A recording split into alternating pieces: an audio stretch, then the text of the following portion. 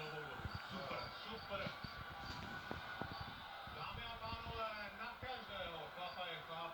A já nechci říct, že jsem to říkal, ale když jsme šli s Markem do studia, bavili jsme se o tom i včera s Pavlem Toušem, že se mi zdál Conor až příliš hypovaný, až příliš nervózní, že to nebyl on na té váze a znovu podle té váhy, tak jako s Rondou Rousey to šlo trošku poznat.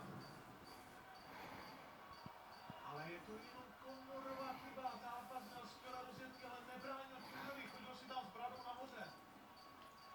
To, co mu vycházelo 65, 77 nefunguje, tady ty údery mají jinou tvrdost. No.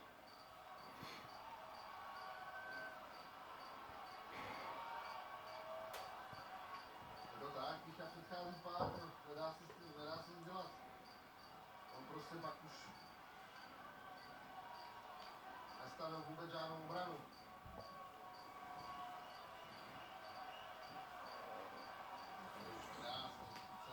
A odpěl to.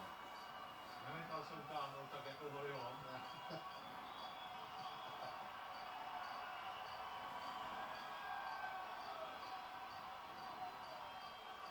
Jake Shields a Kron Gracie.